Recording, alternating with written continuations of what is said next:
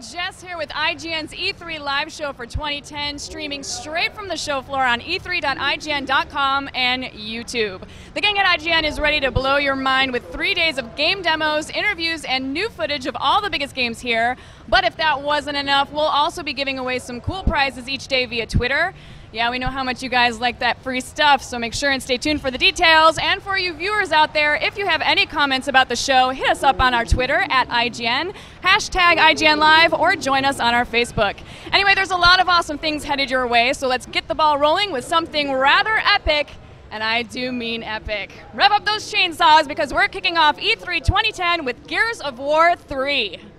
Hey, I'm Hillary Goldstein. I'm here with Cliff Blazinski, who is the design director at Epic Games, here to show off Gears of War. So Cliff, you know, we're going to start off with the E3 demo that you showed at the Microsoft press conference, but we will end with something completely awesome. You mentioned at the press conference that there was a new mode called Beast Mode, and we're going to kind of reveal it for the first time today. Yeah, originally when we were thinking about the script, we were like, yeah, let's you know, talk about it, let's explain it. It's like, no, it'd actually be cooler to like let everybody wonder for like a day and a half what it is. So we're just like, yeah, it's Beast. Everyone's like, what does that mean? What could that be? So we actually have the first footage ever shown here. But I think it'd be kind of cool if we tease people for a little while longer. Well, I want to go through the E3 demo first. Yeah, sure. That way people can continue to wonder for the next 5 minutes or so, thinking what could Beast be? Yeah, keep them waiting. Yeah, so what's new about Gears of War? So people maybe who don't remember how Gears of War 2 ended, can you set up the story a little bit? Well, so at the end of Gears of War 2, Marcus and Delta Squad sunk Jacinto, which flooded the underground of the planet.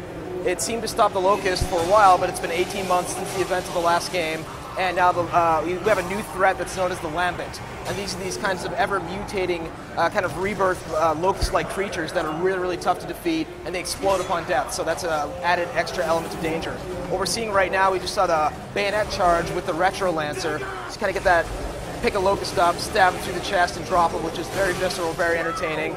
Got a new digger launcher, which is kind of like an underground mine, a little creature that eats. This is me piloting right now and trying to not get killed. This is a new move that is called the mantle kick. You can climb over cover, kick a Locust over, grab him, and then take him as a hostage and attach a grenade to him and send him towards a bad guy, take him out. Then I inadvertently knocked down Cole with that explosion. One of the other things we want to have is greater co-op interactions. So right here we have weapon swaps. I wound up getting a Lancer right here from Anya, so you can change weapons and ammo with your buddies. That's cool, right? Here you can see the Locusts who've been knocked out by the Lambent creatures. They kind of deploy by these stalks, which are these kind of tree-like organic substances. There's a Lambent right there. We also have a Drudge who mutates right there, one of the other Lambent types. Crazy arms flying out, tears a Locust in half right here, kind of top of the food chain now, right? One of our guys is getting fried by this kind of emulsion flame. We can pop their different arms, take them out with a couple clips. They wind up exploding upon death. Some of those guys wind up leaving their kind of head and neck around you have to take out as well, kind of like The Thing, right? Right. It's a lot more of a lush environment that you've seen in previous Gears of War games, not just that destroyed European architecture look that we have, right? So let me ask this. The tagline for Gears of War 2 was bigger, badder, more badass. Is this biggerer, badderer? There's no fancy tagline for this. It's just going to be the best looking, most enjoyable, most feature rich, and most importantly, the most polished Gears game you've seen yet. There's a lot going on though, right? You get a chainsaw kick. If you chainsaw an enemy who explodes, you're probably going to want to kick him away from you and get him away when they blow up, right?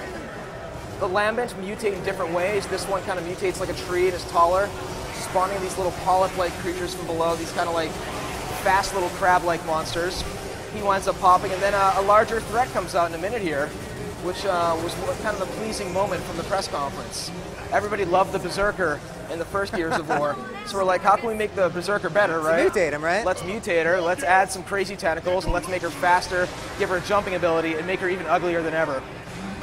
Let me ask this question. So the Lambent and the regular Locust do not like each other. They do not. It's kind of a three-way battle right now, right? Okay. And the Lambent aren't really an organized force. They're kind of like this organic force of nature that just takes out anything that's in their way. So the Locusts are still tough. They have new ways to surprise you. But the Lambent are fast. They explode upon death. They mutate dynamically, and they're crazy. It's a great sequence. We're trying to avoid this bugger coming after me. Trying to wait for the Hammer of Dawn coming online. And trying to avoid everybody getting killed by the Lambent Berserker. Notice the Hammer of Dawn effects are improved. It's the latest Unreal Engine. We have amazing God beams coming out of the sky. It really pushes the Xbox 360 even further than Gears of War 2 did. And big finish. Well, if you're gonna finish, you gotta finish big, and this Well, is yeah, this I is mean, a pretty there's what crazy better way ending. to finish than having a giant laser beam on your butt with a giant lambent berserker at the same time. Oh, we also have exosuits right now. You can see the silverback mechs right there kicking the door shut. And then here's the entire group of Delta right there, wondering if we in fact did fry that bitch. Fry that bitch?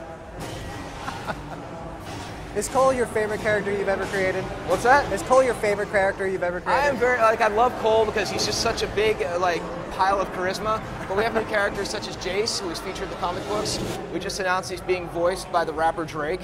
And we're announcing some other new voice cast this week that's we're pretty excited about. Very cool. And then one of the other big changes for Gears of War 3 is that we're finally going to see female cogs. Yeah, female Gears are finally kind of taking place. Previously in the Gears world, females were kind of regulated to this bedside mode where they had to give birth all the time because humanity's population was dwindling.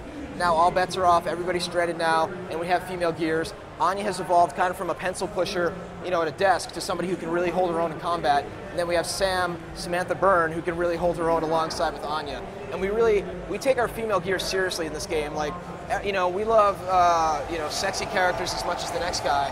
But in this universe, we wanted to really take it seriously. So you can see our females are proportioned fairly reasonably. They're not half naked because it just wouldn't make sense for combat. And I think our female fans of the franchise will respect that a lot. You want to go for the Sigourney Weaver and Alien kind of look, yeah, right? A little Sarah Connor, a little Sigourney Weaver. Right. What would Jim Cameron do as opposed to what would Lowrider Magazine do? Not that there's anything wrong with what Lowrider Magazine Oh, absolutely. does. That kind of look has its own place, but in a world where everything is falling apart, we want to know that our girls are tough, that they can handle themselves, and they can hang alongside the boys. And they're not just sex objects, right? It's very, very important that we take it seriously. Here we're Lancer bayonet charging one of the drudges who pops upon death. There's really a lot going on here. It's so tricky to cover it all in a short period of time. Of course. I think people have waited long enough. They want to know. Let's just hop right in, do beast mode, and you can tell everybody sort of what the big surprise is about this. Well, so previously we had Horde mode in Gears 2, and everybody seemed to like that. Everybody loved it. Amazing. I mean, a lot of games suddenly started shipping with a Horde mode. We're like, cool, I guess that means we did something right. So we're like, well, how can we switch that up? What's the interesting thing that we could do? And we decided, what if you could play as not only the Locust, bipedal characters, but what about the monsters? What if you could run along the floor as a ticker and try and suicide bomb your enemies? What if you could play as a boomer and you could try and take out Marcus Phoenix? What if you could play as a berserker and you could be incredibly powerful and smash the coalition forces in some of their setups? And it's really kind of this, you can play as wretches also, kind of taking cover and sliding along, knocking over the bad guys, taking out the said female Gears. And it proves to be a lot of fun, so it's you and up to 4 friends on Xbox Live, taking on wave after wave of increasingly difficult COD. It's a lot of fun. Now, unlike Horde, where if I'm playing as a gear and I die, that's it for me in that round. Obviously, if you're playing as a ticker, your purpose is to just explode on somebody. So do you get respawns then? Well, so what you get is you get tokens that you earn by killing various coalition characters, right?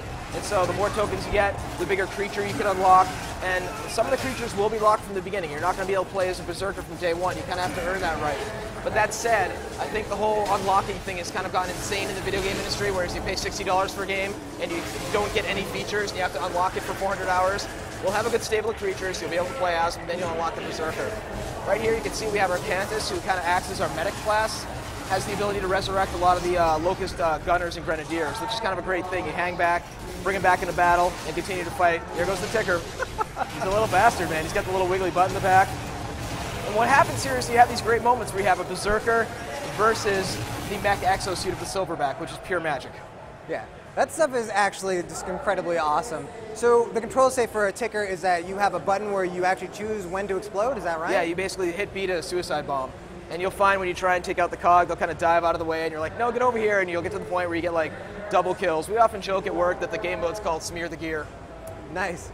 And is this going to be the same setup as Horde, where it's goes up to 50 waves, or? We haven't quite figured out how many waves there'll be yet. We've played around with different numbers. We want it to be a game mode that you can kind of jump in and play for 5 minutes, or you can play for 4 or 5 hours. So we're still tweaking those numbers right now. One of the things I loved about Horde mode was that because it had different maps, even though you were fighting against sometimes the same, sort of sets of waves, just the maps themselves made those fights different. Is that kind of the same setup that we're going to get with Beast? Well, one of the situations we have here is you can see the cog are kind of entrenched, with turrets and fences and things like that. So depending on the map, depending on the layout, you could wind up dealing with an entirely different base setup that could make it a lot more unique or a lot more difficult or a lot more fun. Cool. She can't stop watching the Berserker. She has this Hulk smash, right? And she's like, screw your couch, I'm going to knock it all over.